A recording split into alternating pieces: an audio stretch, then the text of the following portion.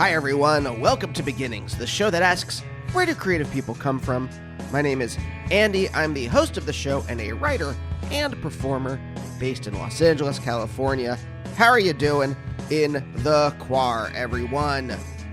Slowly going insane like me? If you hear my voice, I am still getting over my cold. And yes, it's just a cold. I took my temperature just now, 97.1. But I woke up with a blazing headache. I am recording this intro the day it comes out, Thursday.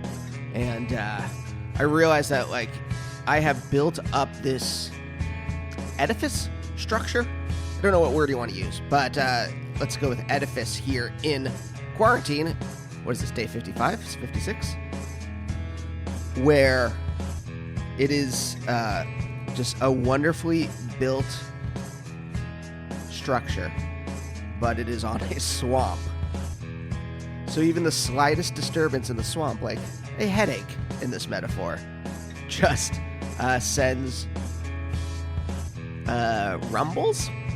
Metaphor's falling apart, but you get where I am coming from. But I am very happy that you have today's episode to listen to. Dennis Callaci. If you don't know who Dennis is, let me read you his bio. Raised in Upland, California, Dennis Callaci has bounced around Southern California his entire life. He runs the legendary indie record label Shrimper, noted for bringing forth the earliest recordings from Amps for Christ, Woods, Franklin Bruno, Lou Barlow, Centrado, The Mountain Goats, Dump, and a few hundred other releases over the course of the last 30 years. He is also in the band Refrigerator, who have released 12 records over those 30 years, as well as solo records by Callaci and collaborations with John Davis, The Dettes, and Simon Joyner. Dennis's latest project, 100 Cassettes, which is a quasi-memoir based on his installation at the DA Center for the Arts, was just published in February by Pelicanesis. It's great. I started reading it before I talked to Dennis. So, back in college, I discovered the band Refrigerator. I discovered Shrimper. It's where I was introduced to the Mountain Goats. So many other bands. So obviously this was recorded back before the quarantine started. I think Dennis was on tour in, I want to say, January, February, somewhere around there. Time has lost all meaning. But I just want to give a little context for the state of mind I had. I was very excited to talk to him, and on the day of the interview, it was, I think he was supposed to show up at 3 o'clock, something like that, and he was late, and I started to get really paranoid because he doesn't carry a cell phone, and I thought maybe he had arrived already, and that I looked, we have one of those doorbells where it's the bell part is plugged into the wall, and it was a little bit ajar, and I started to get paranoid that he had come and he had rang the doorbell, it didn't work, and because we live on the second floor, it's not I can't really hear a knock on the door, and I thought he had left, and I started to get super paranoid, and I was stomping around the house, and he finally showed up. He was at a in-store appearance that had gone long, and the minute I opened the door and shook Dennis's hand, he just exudes this kind of joy, and it kind of just whatever paranoia or anxiety I was feeling kind of just went away, because he's such a nice guy.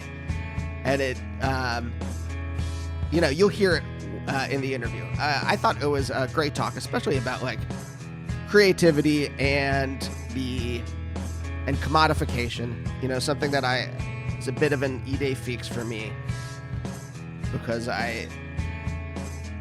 the real world is one in which you have to make a living, but also one in which you are trying to be a creative person. And how do those two things align? Can those two things align?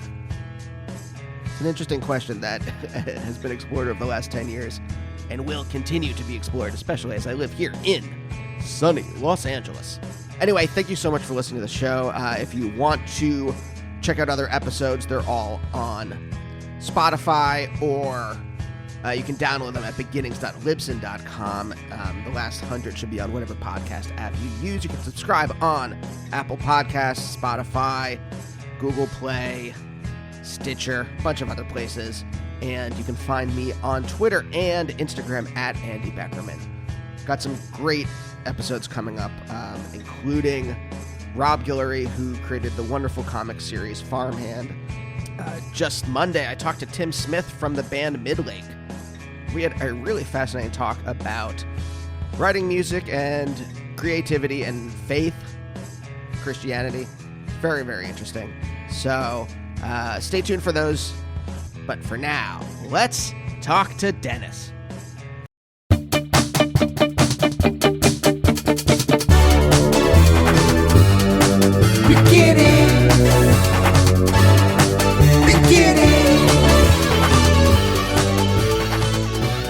So 32 years ago is, we're talking the 90s. No, we're talking 1988. Okay. So I was 18. Oh, that's right. Sorry. That made me think about there was a debate a little while ago where someone mentioned 30 years ago, and then someone else said that was 1990. And, okay. So 1988, you become a vegetarian. Prior to where it becomes something that is something people do, what was the impetus in 1988? Was it animal rights? Was it just sick of supporting the farming factory process? We are, and you are a very conscientious person. And at 18, I was a prat. I was. I would say things that would offend my friends as a joking, loving kind of manner. So maybe 6 months before I moved out of my mom's house, 18, I just thought, well, I'm going to be an adult. This will be the first adult decision I make. I think this is a bunch of bullshit. And so my mom was aghast. I don't know how to cook for you. I said, you're not cooking for me anyway. I'm working. I'm going to college. And when I told her I was moving out 3 or 4 months later after being a vegetarian, why are you moving out? Because I'm 18. I'm 18 and I like it. Okay, so wait. So you're moving out at 18. Is your mother, she wanted you to stay in the house? Yeah. What kind of, is it a codependent relationship coming from her end? Like, why was she so... I tried to find information about you online, and there was not a lot. I would say I couldn't even find where you're from. I assume you grew up a lot in California. I don't have a cell phone. This is a funny story, Andy. Let me just preface this by saying, and I judge no one, but personally for me, I don't want to have a cell phone. When I'm with you, I'm with you. And so my 14-year-old let me his flip phone because I'm going on this tour. And what 14-year-old says, Dad, here's my phone? So I'm like, oh my God, Henry, you're such a good kid. But I don't have a web page for the label. There's no page, any site that I run. I don't promote as you can see, I don't promote myself. This is about as far as I'm going to go in promoting myself or the label. And all of these things tie into, I'd rather talk to you. And unfortunately, this device that Gutenberg came up with about 1600s. Now there's this book that, I'm not going to be a plugger, sorry. But anyways, there's this book that has all these very personal things about my childhood and my youth. And yeah, I couldn't tell what was, how much of it is fictionalized or how much of it is true. So any of the, all of the aspects about me are true. Okay. There's playing with the short stories about different artists, but to your point, yes, I've raised in California, bounced around in California my entire life, and to the computer and podcasts and all these. I listen to podcasts. I know what a computer is. I use it. Sure. You are a denizen of the modern world. Yes. It's just, it is interesting. So, but you are, what is it about this kind of I want to say face-to-face contact, or what is it about let's say non-mediated by technology contact that you like, or that you prize above the convenience of using this, because the only thing I find any of this stuff good for in terms of like going on Facebook or something like that is to promote the things that I want to promote. I understand I can understand the position of it being a terrible platform. Any of the online platforms that you might use, they're mostly terrible. But I in my mind, it's like, well, the promotional opportunities for the things I make are worth the terribleness. I don't know, but now that I'm saying it out loud, I almost don't know if that's true. Here is what is interesting, and I don't do interviews. That's why you can't find. I don't generally do interviews, and I come from the old school. I was a Hessian when I was 14 with a lopsided afro, but I come from the old school kind of punk rock DIY thing. And something that struck me when I was younger was Beat Happening, Fugazi. These bands were playing, and Beat Happening played with Fugazi, and all the Fugazi bands, they hated Beat Happening. And I remember taking my keys out, putting them behind my back so these bros would get cut by my key. And I didn't do it. But Ian Mackay said something really interesting, which was, and you'll have to remember I was 18, why am I going to sell ads for alcohol and Marlboro? I'm not straight edge, but it struck me that, why would I want to do that? So in your instance, and what I like about the show is that there's no ad copy. You're not selling anything. You are self-promoting. Yeah. I love when I just tune into a random show and, hey, if you like this, check this out. But I also like that this show that you do is not about me. It's not about Abby or Stephen Merritt or whoever you may have interviewed. It's not about Wire. You look in the grand scheme of things, and this project you've been doing for 10 years is about you. And you talk a lot about yourself as you're interviewing people, which I like. Personally, I'm not somebody. I'm not a broadcaster. I want to hear about other people and what they're doing. Yeah, I mean, that's part of the philosophy behind this is that it's. I wanted something in my life that wasn't commodified, because most of what I do somehow has to be sold in some way, and I wanted something that was honest. Hi, Mabel. Mabel is his dog. Mabel is here. 6 years old. So, I mean, here's the thing is like, what do you share similar kinds of economic, like philosophical and economic thoughts or beliefs?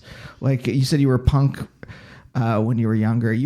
I had to discover this stuff living in Pennsylvania. I had to discover this stuff like a decade after all these bands had already broken up. Like I'm driving around Reading, listening to Black Flag, listening to like Police Story. They had already been broken up. Like Rollins Band was already a thing at that point. And, but you're there in the middle of it, like when it is actually happening. I think I was just after that cusp because I graduated in 87. So I recall when I was in high school, bands that were still together, like Husker Du, the Jesus and Mary Chain, those bands were my bands. Those were the bands I loved. The Minutemen, all that kind. They were still there. D. Boone may have died in 86. We'll have to look at that. But these bands were still alive and playing. I was also then into... I come from a musical family, so I was into all the classic rock leanings except for the Eagles that because of my dad, he took me all these Eagles concerts, Linda Ronstadt concerts, and I hated the Eagles since I was a kid. But to your point about that, I don't. I think everything we do in our life is a transaction. I'm not saying anything new, but I do stupid things. I shoot myself in the foot over those things all the time and trying to not be part of this structure that I just never bought into or tried not to buy into. I know what you're saying in terms of like when you said shoot yourself in the foot, but like it's admirable, to be able to, no, this is my art. I'm going to make it. You're going to find it. The people Refrigerator, I remember, or Shrimp, I mean, even just like Shrimper, just like it adds a kind of magical dimension to it. I remember how many bands have I been introduced to through Shrimper from finding them in college, finding you in college, or, listening to your music. It adds something to it when it's not like, I made a joke once where I was like, where it seemed like every band, in New York from like the middle of the 2000s on. Like if you would put a notice up on a telephone pole, with the little tear offs to call in and say like, hey, we're looking for a bass player and we're looking for a keyboard player. It would also have, and we're looking for a publicist and we're looking for a manager. Like it just seemed like at some point the business aspects started to overwhelm the creative aspects. I do not believe that we're in the era that I grew up in was the Gilded Time, or the late 60s were the Gilded, musically speaking, if we're talking about rock, if we're not talking about swing or bebop or what have you. But what's before us now, isn't it interesting that we have to dig even deeper than we did when I was younger? It's like I work in 2 record stores, and there's a video store that I work at, and I love film, I love books, I love all this stuff, but I'm still searching and seeking. And I feel like in a way, part of it's I'm 50, so I'm not as hip as when I was 18. What's this TikTok you kids are talking about? but there's so much great music being made and on so many different levels, and we can find it. But I never wanted to be, I'm not needing of attention. I never felt like comfortable for me to be there. And if you even look at the economics of the label, got married when I was 23, and I was selling tapes for $3 that I was hand dubbing, and I was still a young boy. And my wife was like, "Why don't you charge $4 instead of $3?" I'm like, "You just don't get it. $3 is the price." No, I 100% get it, because I have, and again, this is Naomi will shock me out of it too. It's the same kind of thing where I'm like, no, let's just sell this thing for cost or for like a little bit more. And she's like, no, that's not how much things cost these days. But in my mind, if I wanted to, I could probably sell t-shirts for the show, or I could charge for ads. I mean, there have been people who wanted ads before, and I've kind of just had to be like, I guess if someone offered me a crazy amount of money, maybe I would have to really rethink my. That's interesting. I don't know if you would. I mean, that's the scruple in this conversation that we have, which is that you now have this work that is unto all the artists that you've talked to, from different walks, and nobody has ownership over that, and nobody ever helped you get that on the air. This is something that you build. I'm not trying to build you up, but I'm just saying I do. What sold me on what you're doing is. I go to your site. There's no. This is an ad for Andy, but there's no ads. There's no BS, and it's like. And I like left of the dial radio shows. I like the DJ that stumbles. I'm not saying you do, but I like natural conversation. Yeah, and that humanness that's missing in so much of these things that we see that are supposedly free. I listened to a record by Dewey Redman on YouTube, and these ads keep popping up, and that wasn't what the artist had intended.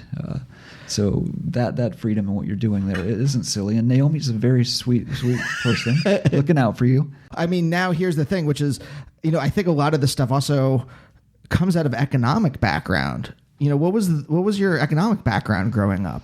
What I ask this a lot of times. What did your parents do for a living? What did you grow up? What did your by osmosis? What did you learn from them about economics?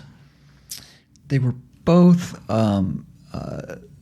social servants. I mean, my mother was on the lesser side of that. She was a police dispatcher, and my father worked at the post office.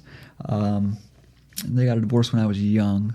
So between their 2 houses, and this is what they both had houses in lower middle class areas, either south side of the tracks, whatever it might be. But they both worked really hard their entire life, and that work ethic and their honesty for both of them it just struck me. And as I get older, and both of them are gone now, they're with me all the time, and I hear their voices, and I think about them as I raise my kids. And when we talk about ad space, or you talk about 10 years of doing the show, or I think about 30 years of doing the label, ultimately I just have to go back to, I just want my kids to be proud, and they can look back and say, "Oh, no, it was a struggle." With yourself and Naomi, my wife is a saint. She lets me spend money we don't have putting out records I know will not sell, because I love these records, and I feel like, yeah, maybe this isn't the year, maybe next decade won't be the year, but 25 years somebody might stumble upon a Soul Junk record or some weird record, and it might mean something to them, and they'll find it, and that's the discovery too. That's I think fun with so much that is out there if you can turn over some rocks. I mean, what made you? Maybe that's the bad way of phrasing it, but like, where does that impulse come from in you? Right? This is important regardless of its economic value. It's a belief I have too. It was weird moving out here to Los Angeles. I found it more and more difficult to hold on to that I'm going to make something because I think it's worth putting into the world, even if it doesn't matter whether it's something I can use to make a living off of. I was raised Catholic. I know you were raised Jewish. Mm-hmm. I was raised Catholic, and I never believed it. I never believed any of it. And I believe that my mom, because of the divorce, took us to church to instill in us the Golden Rule, the Ten Commandments, all these things. But I strongly recalled always believing it was a fantasy. But with that, there are some teachings about the descent into any kind of hell is such a slow step by step movement. And what I try to do and remind myself, and I have the people that love me the most that remind me all the time, like when I'm feeling like, yeah, maybe I could do this or I could do that, or they argue that I shouldn't do something that I didn't want to do anyways. And it just helps it remind me of why I'm doing these things. So I'm sorry to ramble on this, but no. If I am not a presence on the internet and I am not advertising in magazines and I am not doing any of those things, I feel somewhat untouchable. And when I put records out by bands, I never sign any contracts. They own the masters from the first cassette I put out to the last LP I put out. I don't own any of it. And it is that over the years, I put out hundreds of records, and there's not one artist, and a lot of these people I've never met. Wild Vacuum Car from Japan sent me a tape 25 years ago. It's just fun. I put it out. Black Ink from Oslo sent me something. I put it out. Never talked to him on the phone. These kind of things. But it's, the antenna that we have in that is that these folks understand that I'm putting out their music because I love it, and that I don't have a presence. Even back then, I'm not going to take ads out in New Music Express. I'm not going to try and Glad Hand and Glory Hole, Rolling Stone. I just don't. It's not. So if the band does all the work, we do a 50-50 split. They own their masters, and if they want to take them away, they can take them away. And it's so nice to not have to deal with any of that. Yeah. Well, I find I really do find that the economic stuff that it gets in the way the way it mediates creative relationships. I think I can't think of an example where it's added to it. Right. Maybe this is it's interesting too to talk to someone who, if you had come from like a wealthy background and it didn't matter, right? You're like, well, I can put this out and it doesn't matter to me or not. We're not right? Graham Parsons. Yeah. We're not Michael Nesmith. Yeah, right. Yeah. Yeah. No one in your family invented invisible paper. What is it? That's it. Whiteout. That's it. No one invented You had it whiteout. right the first time, I think. So there, in some way, it matters whether. I'm trying to think of a way I went canvassing this morning. There's a woman running for city council here who is just incredible, and she's co-founded this homeless organization to help homeless people go from the streets to having jobs and homes of their own. And my brain's a little scrambled from knocking on doors all morning. I guess what I'm trying to say is, if you had come from a wealthy background, it doesn't matter. You can put something out.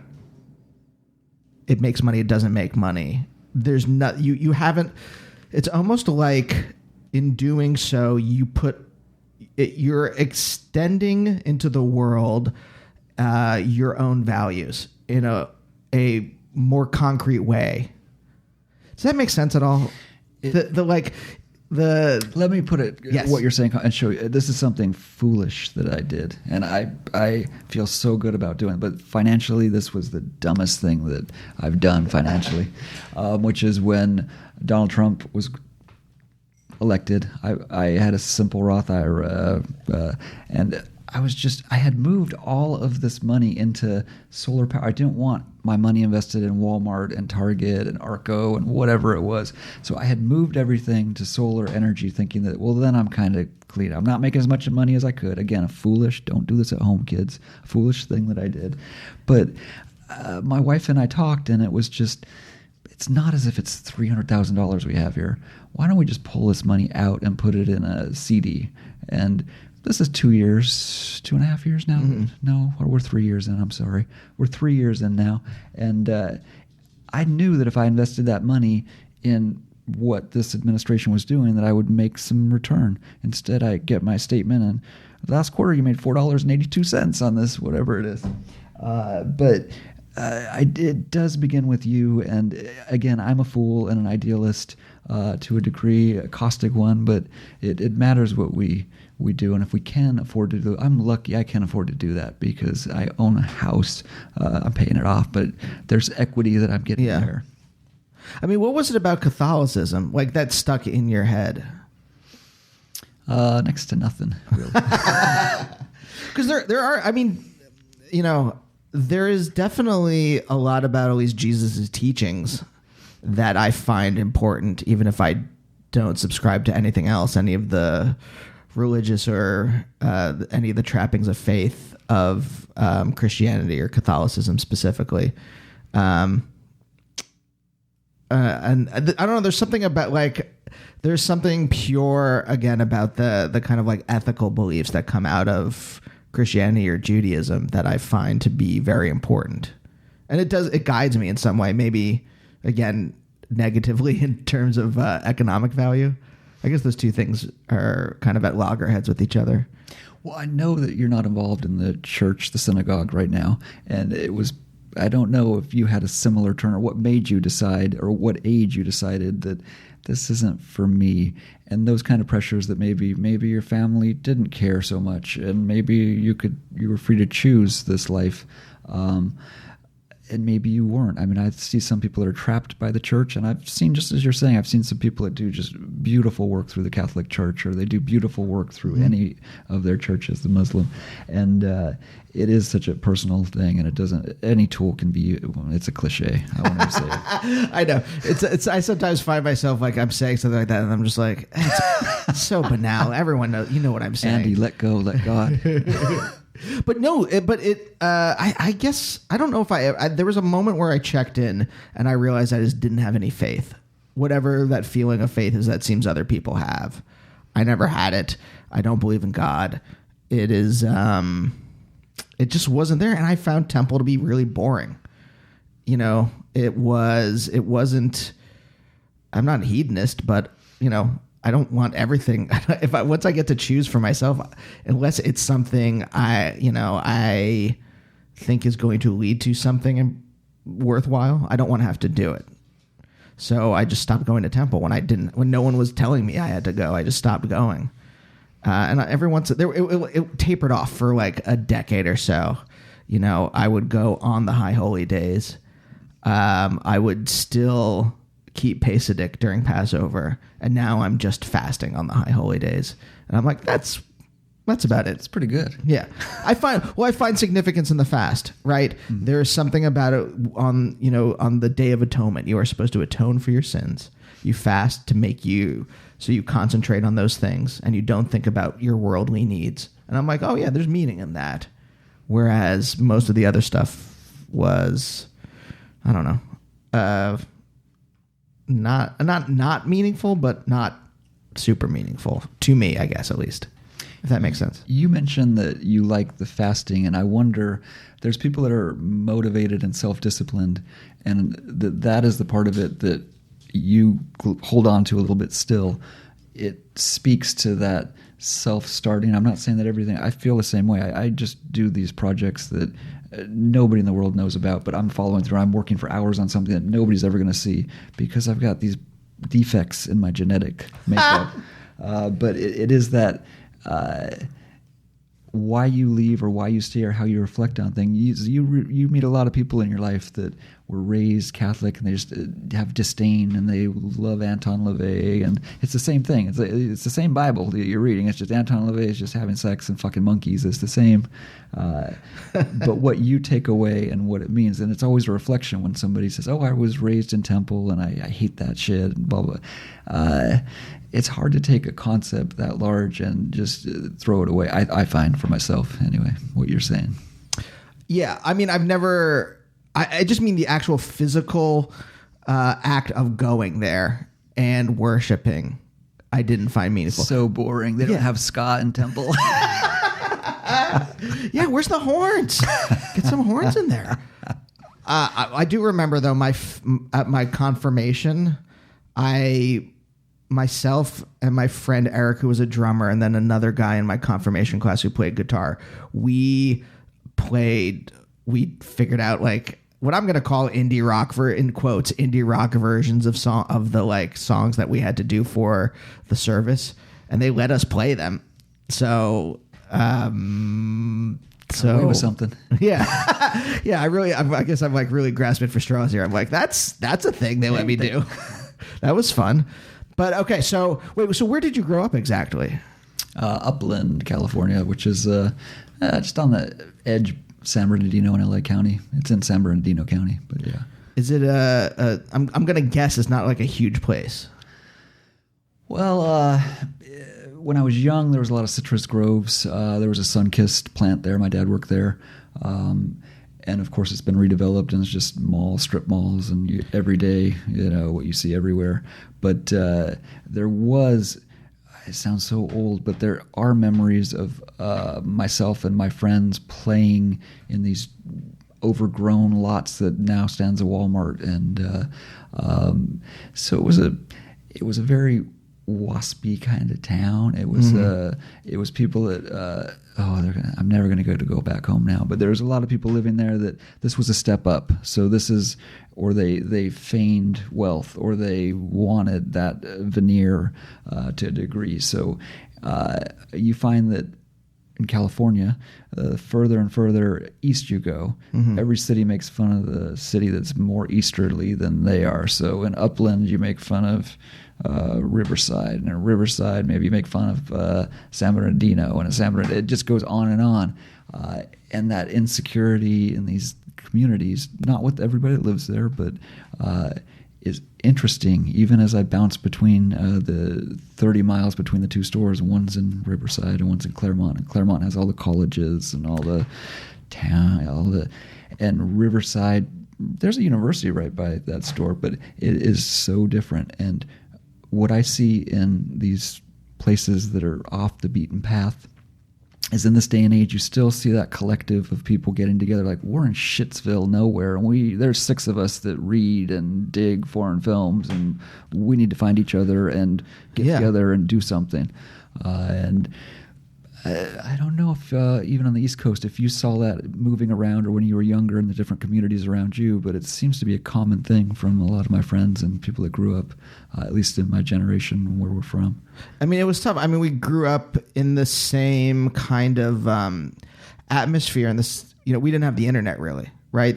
You'll have to remember, Andy, this was before. If I have to read that one more time in a book, you'll have to remember this was before people don't understand. Like I had friends to find friends that like the same things as you. It was literally whoever was around you. If you got lucky.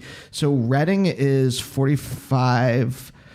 That's if there's no traffic. But let's say it's about an hour from Philadelphia. Okay, that's where all the shows went. If you wanted to see a band, you went to Philly, and then it was a big deal to go there. So there were small bands playing in like punk bands, but like by the time I was going to see them, so it was like the early 90s, a lot of them were like kind of racist punk bands in Pennsylvania, at least. What were those bands? I don't remember. This must have been just a local thing for you, because I don't think they broke on the national front. Oh yeah, national front, Andy.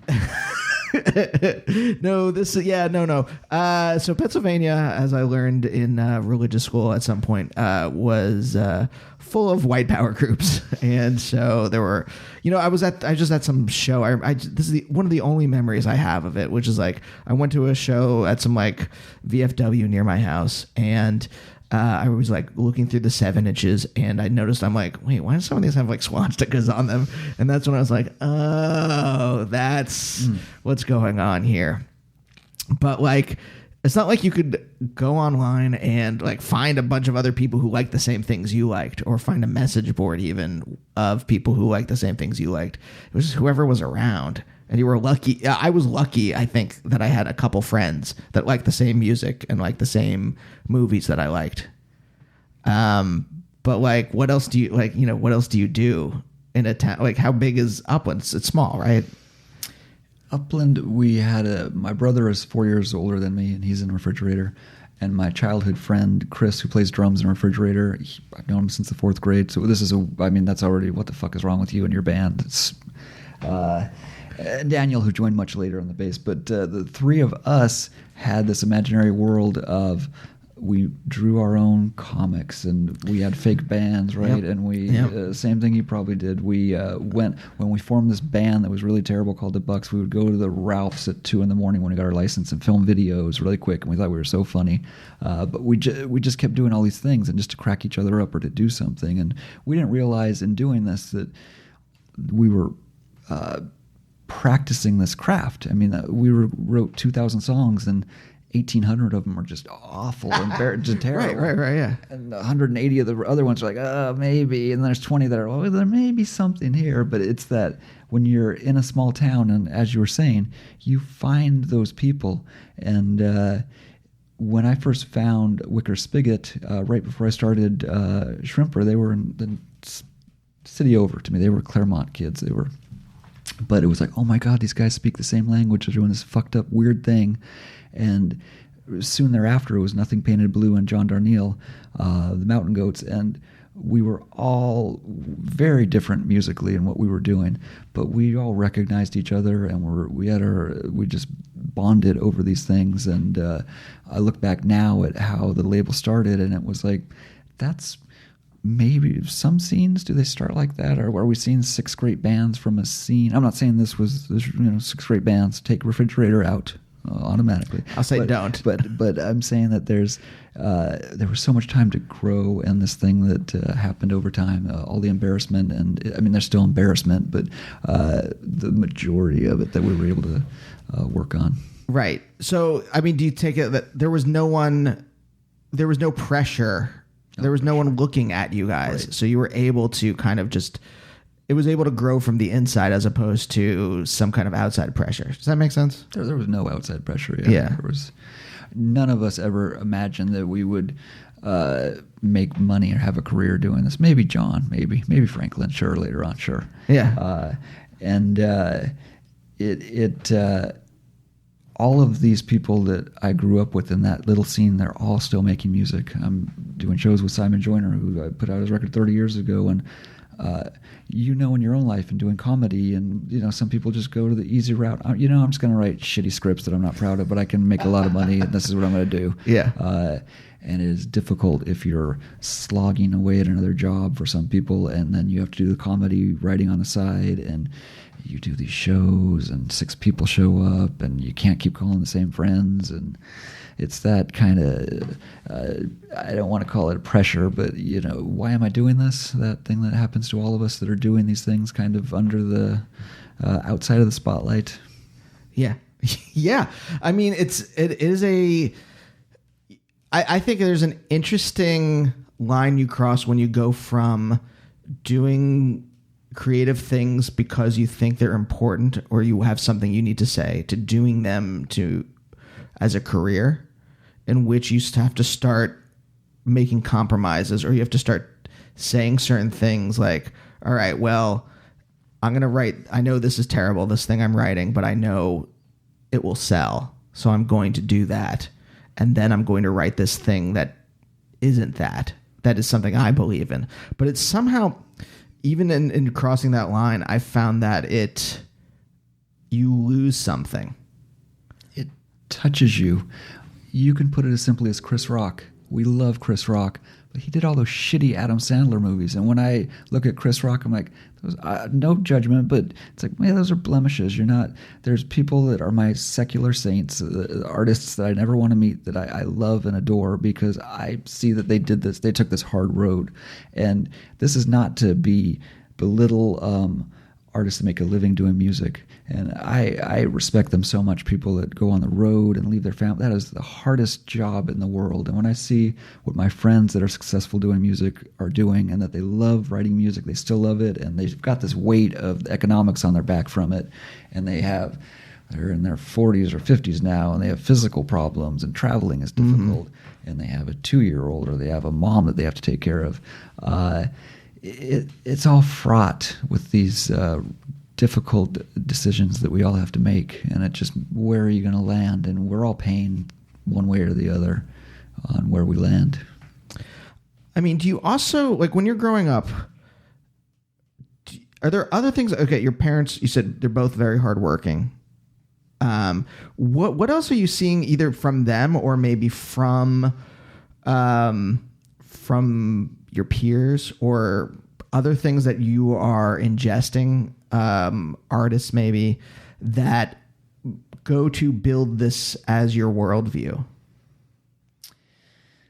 I have an older sister and an older brother. I'm the baby. That's why my mom didn't want me to leave. So my sister is 8 years my older, and my brother is 4. And when I look back at being a kid, I looked up to both of them so much, and they were both creative, and each of them gave me a huge gift. My brother just took notebook paper and started doing comics. Marv Wolfman was a comic artist, Marvel. And so he had this character called Marv Wolfman that was a wolfman. And so I'm like, oh, hey, I can do that. And my sister was really into poetry. And she also loved the fact she was 8 years older than me and could lord over, Dennis, you can do this. Dennis, you can do this. But she taught me poems and had me write copy poems and then come up with my own at a young age. And it just opened these doors to me. My father was incredibly artistic, pianist, took us to concerts. When they got a divorce, he would take my sister and my brother and I. Our dates with our dad would be Saturday and Sunday, and we'd go to the graveyard, and just look at all the gravestones, and he'd say, imagine what this person did. Look at this one. Oh, this person only lived to be 8. What do you think that's like? I mean, but I can't believe how many times I went to the graveyard with my father on weekends. But he also took us to all these concerts. I was young, so I'm 5 years old at a Three Dog Night concert. I'm 6 years old at Elton John at Dodger Stadium. Jackson Browne with David Lindley and Chris Darrow playing. And I reflect back and have all these memories about the sacrifice. He wasn't making that much money, and tickets weren't what they are now, but he'd take us to Disneyland with duct tape around his shoe. Those sacrifices that he would do. And he passed away when I was 20, so he never got to see. We always had a good relationship, but he never got to see, let alone his grandchildren, but the world creatively that his kids would make for themselves. He would be so proud. And my mom was so loving and sweet and had that whole other side that she gave to us that he didn't, because he was his Italian, Sicilian side, and he had some fucked up background. I love all my Callaci family, I'm just saying. But my mom didn't quite understand what my brother and sister and I were doing and any of the things that we were doing. And even when I would give her releases that I put out, I'd go visit her 3 years later, they'd still be sealed. I'm like, okay, that's when I learned not to take offense. That's all right, Mama. You still love me.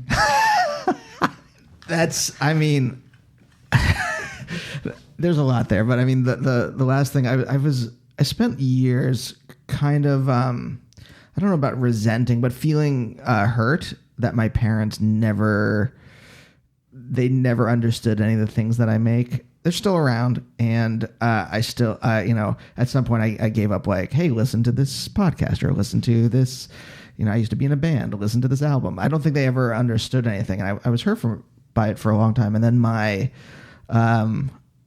I started going to therapy again out here. I finally found a therapist, and she was like, it's just even a couple weeks ago. That's why it's like right on my mind. But she's like, okay, so that's their thing. You can't control them. Just, you have to somehow, it's not as simple as this, but like my version of it was like, get over it.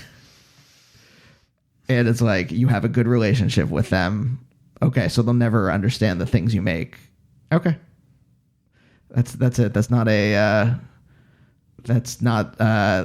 a deficit in your relationship. Let's just deal with it in some way. I think it's interesting. It's like, oh, okay, yeah. She may never listen to it, but she also, like, why would I expect my parents to understand any of this? I guess is my thought. It's such a gift, and we don't realize these gifts when they happen. Simon and I just did an in-store book soup, and I just off the cuff, like and I'm not a victim. My parents were loving. I got to say goodbye to both of them when they passed away. I was there. It was as good as it could be, as these things are. But I was just joking. Hey, my parents are both dead. This is a victim. The society filled with victims. I'm not a victim because my folks are dead. They loved me, and they're not here, so I can do whatever the fuck I want. And it's like with my mom, I didn't realize till years later that was a gift because I didn't try to please her, and I don't try to please anyone. I mean, in that sense, in that regard. And the generational thing that happens is with my kids when they were born, and there's 10 years between the two of them. I recognize what they're showing me and giving me, and like when they do something that I don't really think is great, I don't really say that it's great. I'm not a helicopter parent. I just, great, keep going. But Henry will do this fantastic 3-dimensional drawing, or my 24-year-old will send me a noise tape and a collage that he made for it, and it's fucking great. And those things that you're proud of. And even this past week, we're taking care of my father-in-law that has Alzheimer's. I'm trying to find a corner of the house that I could not annoy anybody and just play guitar, and he's still cognizant, aware. He says things. He's better on some days, but I had practice for a half hour, and I walk out of the room, and he just had this moment where he just looked at me and said, that sounded really beautiful. And it was just, oh man, those moments in life that I didn't need that from him, and I didn't expect it from him, and that's why it meant to me. It was just a sweet moment. But you don't need your parents, you don't need your kids, your friends. I mean, I always feel bad. I mean, we talked a minute ago about, can you 6 friends come? Can you 8 friends come? I never do that. I always tell my friends, please don't come. Don't put yourself out. You're going to drive. It's a bother. It's a, right? But to be able to, it isn't that I didn't want attention, but I worked for many, many years not to want attention, and I'm so happy that I don't want attention now. I'm happy that I don't need it to that degree, and that the true things have come out, what is really important in this world. And I'm sorry to blather on, but no. Some of my I've been given so many gifts when I was young and impatient in my relationship with my wife, when I really chased things and I was a fool dubbing tapes. I could have got them manufactured, Andy, but I was dubbing every single tape. And what was I doing? Am I going to look back on that and think, that was so great that I hand dubbed 8,622 tapes? No. And now I'm young enough, and I have been for the last decade, to really appreciate my friends and my family and love them and not need them to this world that we're in right now. They don't need to know about it. I mean, was that a difficult, I don't want to use the word journey, but I can't think of anything else at the moment. Was that a difficult journey to stop seeking validation? Because it's a thing that I've been struggling with. You know, how much validation do I want? Do I need validation? It's a question that I've been dealing with. I mean, personally, for me, I do need validation. I'm sorry. I wish I was a saint, and I wish I could say, "Oh, Andy, I don't need validation. I'm totally."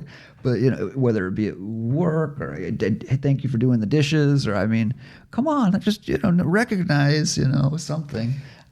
So I don't think that maybe attention, maybe I'm not sure the word then, but like there's you're saying there's a point where like it went from being you were seeking something from making things. And then you're like, I don't need the. There is something, and I'm putting words in your mouth now, so you can tell me if I'm right or wrong. But like, there is something about the making of this thing that, in and of itself, is good, and that's all that I care about. That to me, that is the gold. That is exactly it. And I'm foolish and ignorant at times. I was. With Refrigerator, many of the songs, maybe Alan and Chris will write them together, and I won't have part in them, or maybe Alan and I will write a song together, or maybe I'll just come up with the lyrics and the music. And there's a lot of songs I was looking at doing that, I wrote the lyrics and I wrote the music to this one, And I even, out with Alan, worked out the vocal melodies. And so I never played these songs alone, but I said, I'm going to try playing these songs. And I was playing them and realizing that how fucking lucky am I to have my brother, who I consider a great singer, so much more compared to I, and my childhood friend in Chris, who plays the drums and he'll play the ukulele and he'll bring all these things and odd time signatures that I would never do that he can do, and my friend Daniel that has been in the band. We met him through Franklin. So those things that are recognized, it's not the record, it's not the song. It's like, I love those people. Those are the people, and they gave me these great gifts, and I have these songs that were interpreted by them that they've made so much better, and we had so much fun doing it, and it meant so much to us doing it, right? I mean, is that just what naturally happened as you got older, that you started, those are the things you started to value? Or was there something, did you have to like work at it, like recognize like, oh, these other things are getting in the way of my enjoyment of these relationships and this act of creativity, and I'm going to work at not caring about those things? It sounds so ridiculous when you say that, but it is. I did work at not caring. I mean, caring about other things, but not it. I'm an underdog. I was picked on. I saw my brother picked on. I saw my friends in school that were my friends picked on. And I just don't want to be part of those people. And I don't want them to spend their shitty money on me. I don't want to see them. I want to play something that they'll leave the room, so then just people that get it are there. I don't care. I don't give a fuck. And it's very difficult in doing that and being in a forest. I never got a lot of it. It's not as if Refrigerator had a record that sold 50,000 copies, or that we went on a 6-month tour and we went to Japan. There were treks to France or tours here and there, of course, but it wasn't. It was never, the reason was never that. And Tom Sharpling, who put out the first Refrigerator record, I remember him on the phone. We would talk for hours on the phone. He was as funny then as he is now. But he said to me, and it gut checked me when I was 20, and he put out 21, whatever it was, and he put out the first Refrigerator record. And he said, well, this record, you're never going to sell a lot of records, but it's unique. And at that moment, I was 21. I'm like, my record's coming out, indie rock, people are writing about it and the attention, and I'm not just and it just fucking hit me that, oh my God, he's right. He's so right. We're too idiosyncratic and weird, and this is never going to work. Yeah.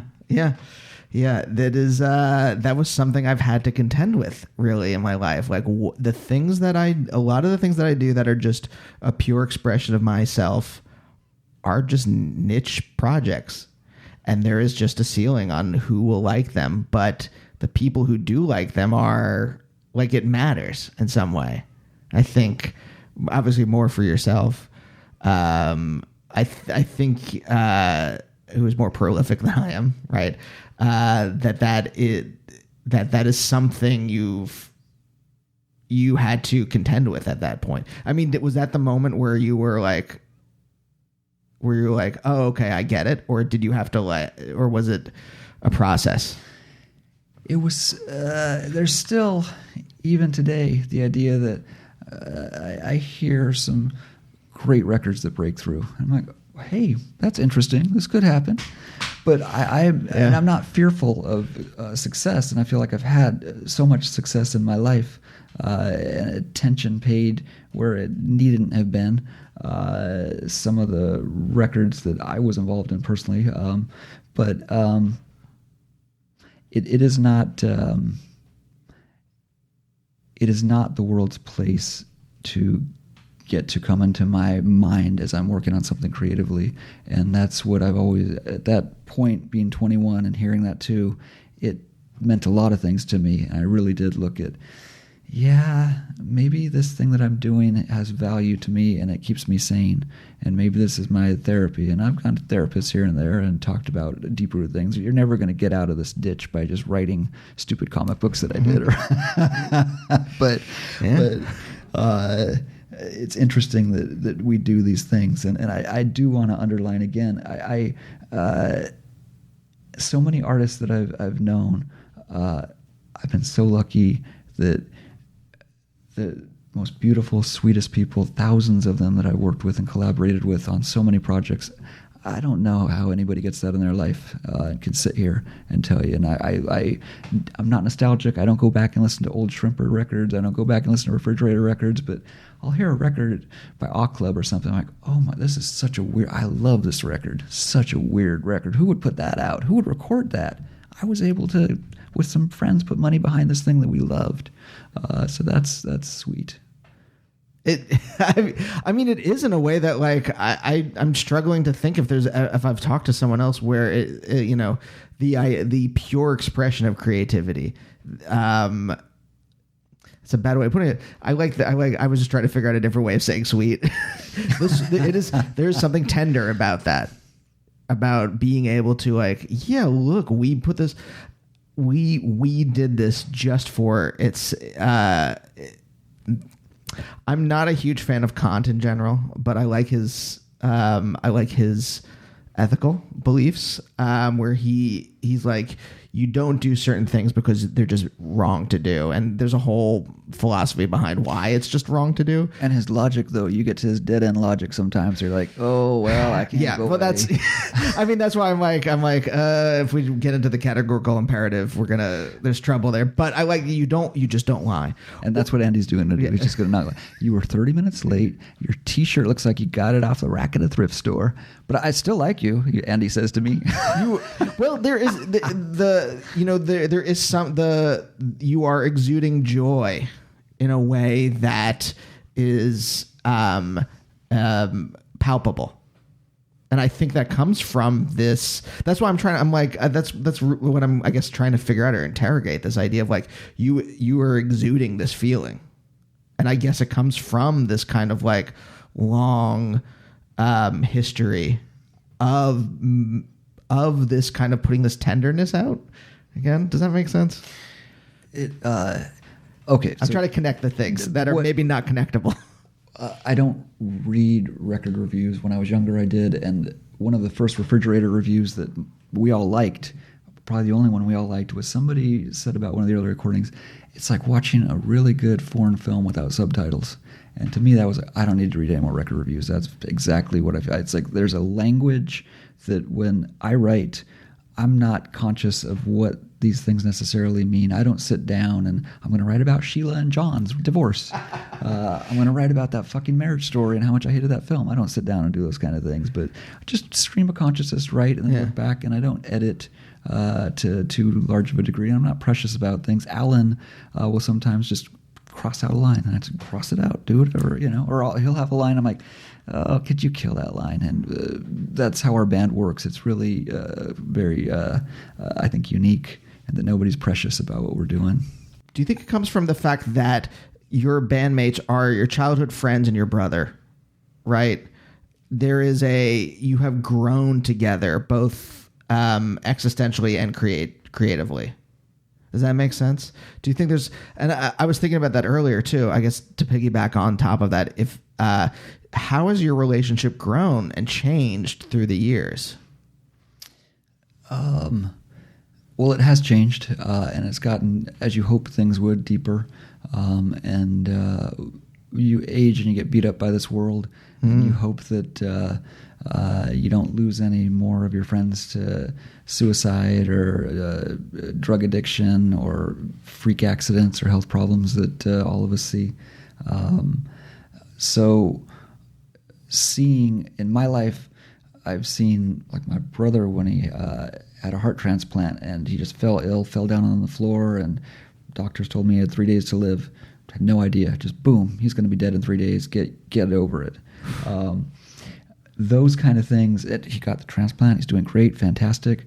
But what a incredible success. What a gift. How lucky am I to have that in my life, that this happened that way. And as with you and anybody else, it's the heartache and the trouble and the losses that we'll just try to put our shoulders back and not become these monoliths of sadness and sorrow, walking down the street, looking at our shoes. And it is hard, and it does take a lot of strength to get up and to face that and face yourself. Yeah. Yeah. I mean, I was thinking, there was some point where my childhood friends that I'm still friends with, where our relationship was forced to deepen, right? We couldn't just quote Simpsons episodes at each other for the rest of our lives. We were forced by the deaths of parents, or, a friend of mine, my best friend, who was in a 10-year relationship that fell apart, like that kind of stuff. We're like, oh wait, we're going to talk about our feelings now and not just quote Mr. Show at each other. Oh, that's interesting. For me, it took a little bit of time to get used to talking to these people I've known since I was like 6 in this adult way. Was it more natural for you since making music was also part of the equation? I think a nice way of putting this is that I make myself more vulnerable than they did when I was younger, and that I was outwardly more sensitive than they were, and I was the pussy or the cock, whichever you want to say, because cocks and pussies both cry, Get that lotion, go see the doctor, do whatever you have to do. But for me, it was at times it was hard to bridge that with Chris and my brother at different points in my life, as opposed to other friends or other family members. But it doesn't devalue our friendship or our relationship, and it doesn't mean that there isn't a deep, deep love and respect. And over time, I think we're all in our 50s now. There is that. We could talk more freely and open, and we've been through things. And I would just say that when these things happen in the life of your family or in the lives of your friends, these are the moments that you, again, they're gifts, and you need to be there, and you need to be there for your friends and your family, and you need to push things aside that are your career or whatever it might be, because you'll look back and you'll see that, oh, remember when we went through that how did we juggle that time for 7 months, and you'll see that, oh, we juggled it because our family and our friends pulled us together, and they were lifting the boat, they were shucking the ice cubes out of the stern. What? Okay, we're towards the end of the show, and I guess one more question. You seem very emotionally open, and as you said, you were vulnerable, and you were even vulnerable growing up. Did that cause any problems? It's always caused. I'm asking because it's always caused problems for me when I was growing up. Like, I was too sensitive. I was like, up through like 6th grade, I was crying at things that maybe I shouldn't have been crying about, and then I don't think I purposely shut myself off, but I think unconsciously just like a brick wall went up in my heart, if that metaphor is good. You can erase that. It's hard for me to pinpoint that kind of thing. I know I had thin skin, and because I was picked on and saw my brother get picked on and internalize that, I still have this underdog. I read Mingus's autobiography, and it should not relate to me at all, and I shouldn't feel like I do, but it's like, yeah, that's totally, I'm no Mingus, and nobody I know is a Mingus, but what he is saying, that is exactly how I feel. And I feel in seeing my 2 boys and how different they are. One of them is so sensitive, and he'll cry and he'll get upset, and I love it. And I'm able to talk to him, and we get to talk about why he's feeling that way and not put it away or push it aside, and also not dwell on it or not be, oh, you had this happen and you cried, and what can we do? It's not a bullshit 50-year-old to 14-year-old conversation. I'm lucky. I have a peer-to-peer. I'm not above him or beneath him. He to me either. So seeing that and being able to do that now, I wonder about the deficit with my older boy when I was younger and more impatient and all these things. He's a man now. He's a man. But I'm so proud of him, and it's the same. Any parent's going to glow about their kids, and But I could say the same of, again, just wrapping it up to about my family and my friends who are not artists, or my artists that I've met that are not my friends. There is something to be seen in so many people, and if we can remove ourselves and how we feel at all times and just listen instead of talking and trying to broadcast. And I think when I look back, like I was thinking about your 10-year, I'm like, wow. So imagine going back and listening to those 10 years and what transpired over that time.